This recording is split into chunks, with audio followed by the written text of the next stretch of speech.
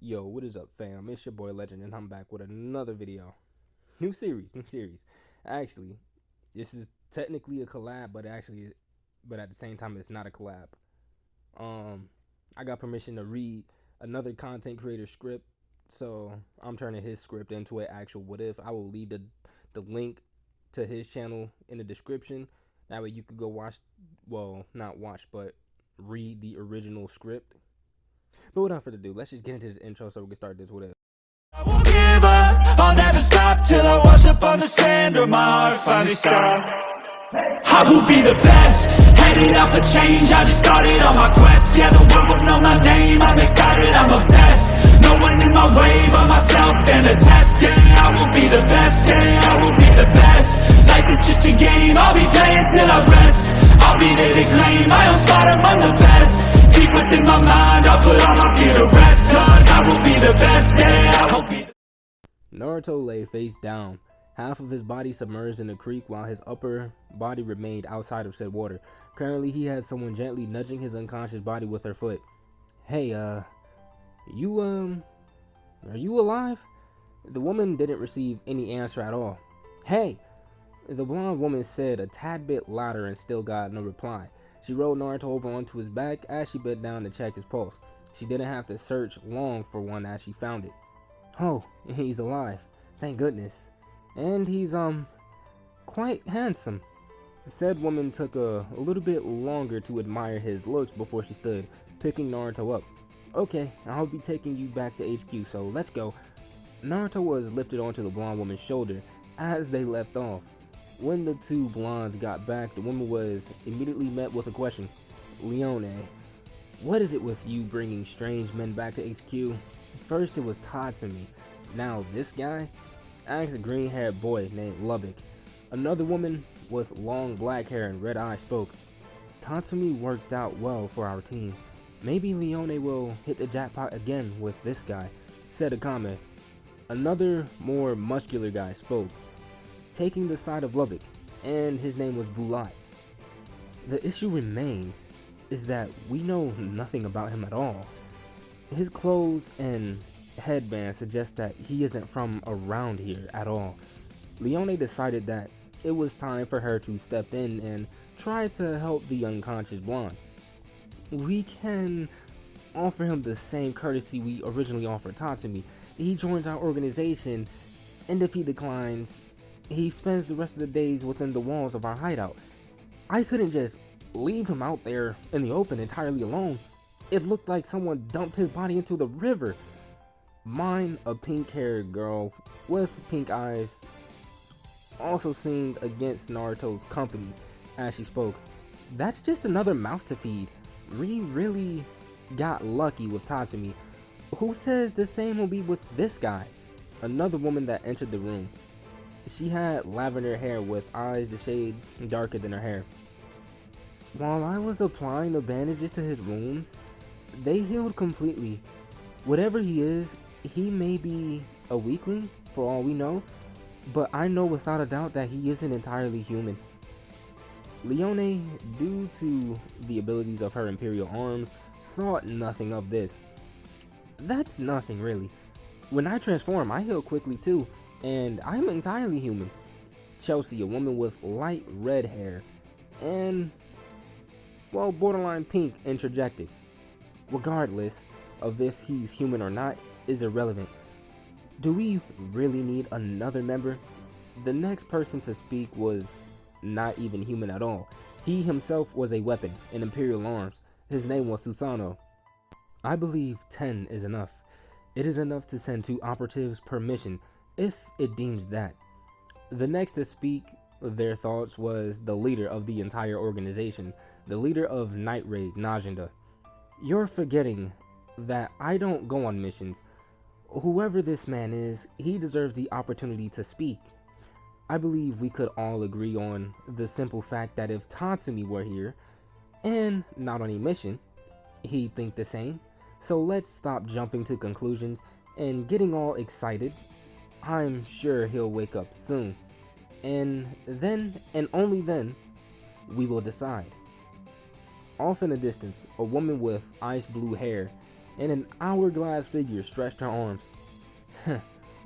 I was dead the last time I remembered. Another person then spoke. It certainly isn't hell, but it can be if you make the wrong decision here. Said person had on a crimson cloak that covered majority of his body, only showing his face in certain lighting, and his tail that was literally a white snake. Said figure also wore rounded glasses. The woman looked at the man, and her immediate thoughts were that he looked like a snake. She wanted to know what and who he was, so she asked, "Who the hell are you?" The snake-looking man then answered the question with no hesitation. "I am the one responsible for bringing you back to the land of the living." Getting her answer, the woman decided that she at least owed him some sort of gratitude. "Well, in that case, I guess I do owe you a thanks. Thank you for saving my life." She didn't know his name, so she just let the sentence hang there, and the man caught on rather fast. "The name is Kabuto. I have resurrected you to aid me in defeating Night Raid. I have been hired." Kabuto was cut off as the woman finished his sentence. The Prime Minister, "Yes, I am aware. If your goal is to defeat Night Raid, you will." Kabuto didn't need her words of encouragement. He knew he would destroy them. To him, they were all nothing, and he let it be known. "Believe me, I am well aware of that fact. I will be resurrecting others that Night Raid has defeated." The blue-haired woman smirked. Revenge on the group that was responsible for her death. She considered herself fortunate.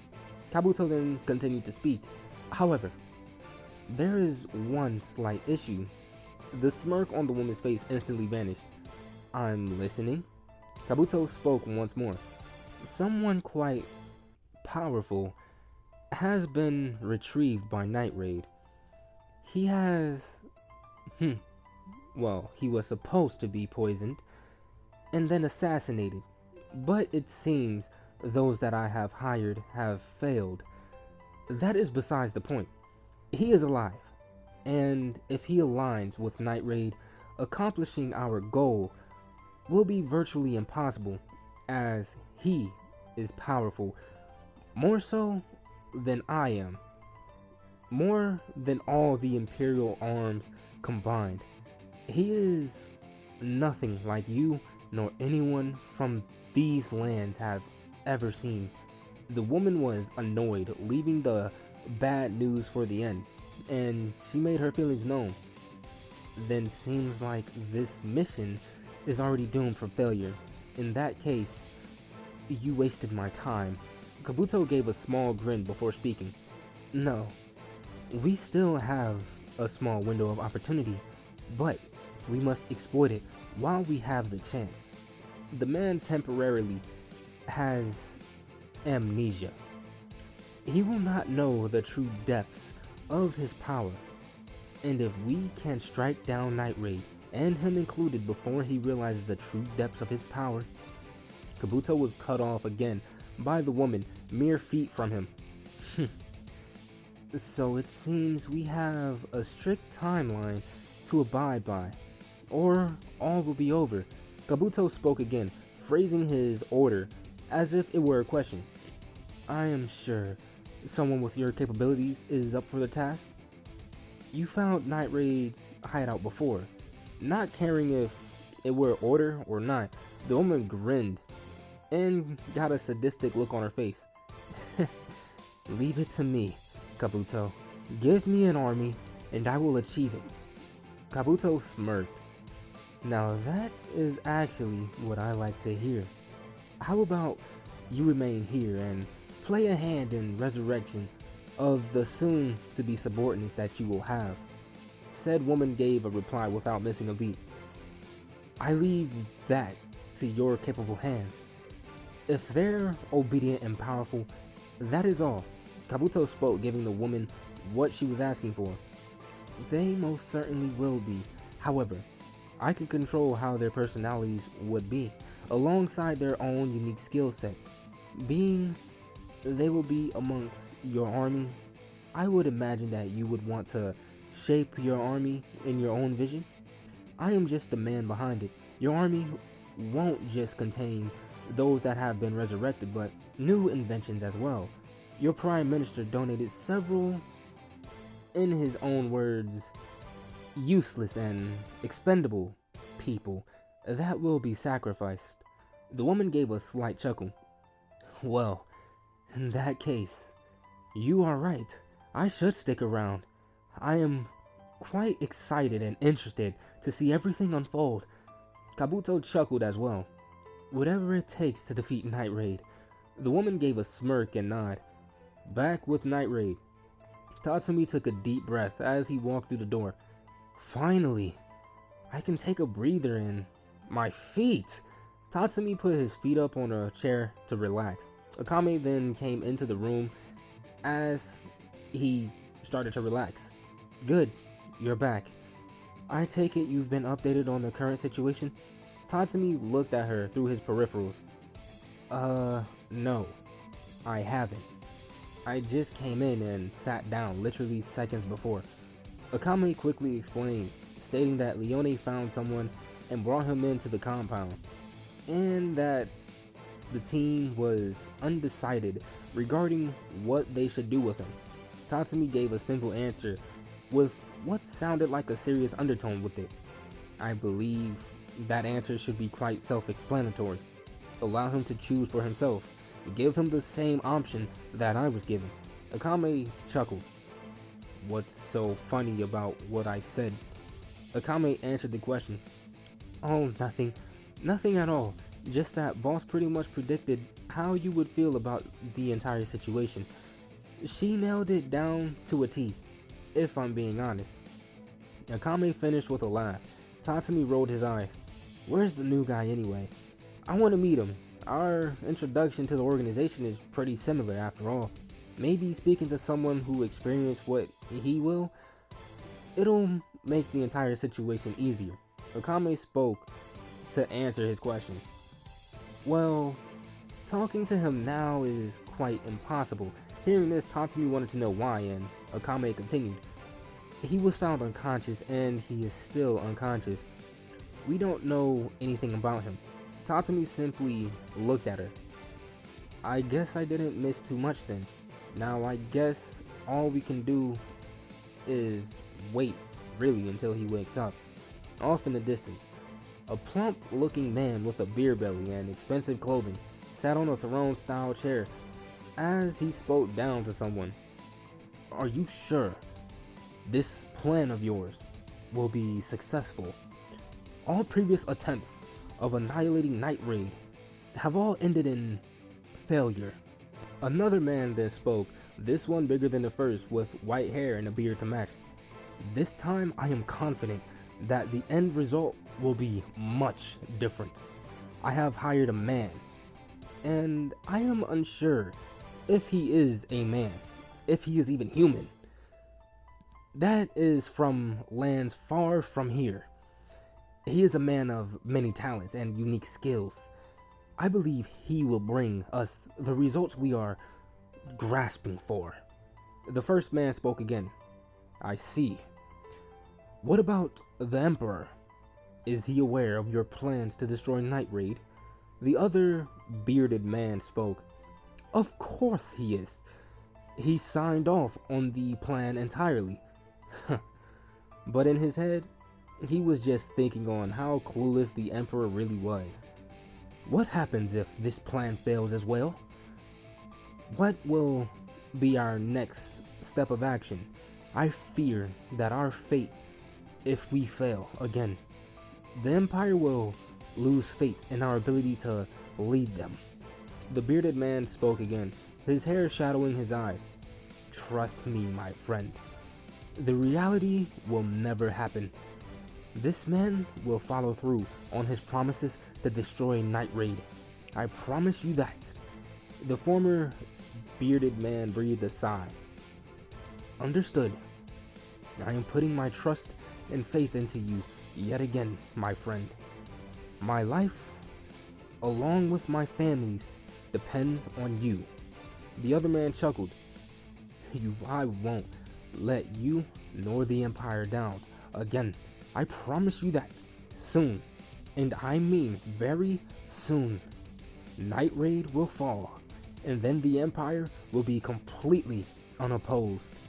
Meanwhile, Leone was standing in the back of the room at Night Raid HQ, keeping a close eye on Naruto. She was also admiring his looks. He is really gorgeous. I wonder what color his eyes are. I'm betting they're an electric blue. I really hope you're powerful or have something that can benefit the team, but something about you, your aura in general, makes me believe that you would have a lot to offer our team and could help us achieve our goals. I hope my senses aren't wrong about you. Mine then walked into the dark room, lit by the moonlight. He's still sleeping? Whatever happened to him really did a number on him. He's been here for over 12 hours and he's still asleep. Leone turned and spoke. You should have seen the wounds when I first found him. It's quite amazing that they healed so quickly, being how extensive the wounds were. Mine looked over at the blonde who lay there in bed. Yeah, this guy has everyone curious and quite excited. Let's just hope he doesn't turn out to be some weakling. Leone nodded, looking a little distraught, hoping he wasn't weak. Mine saw this and tried to calm her down. Don't worry yourself so much. I'm sure everything will turn out fine. Even if it doesn't, it isn't your fault. You found him. You gave him a chance. Leone started to speak, but Naruto started to move. He rose from the bed and wiped his eyes.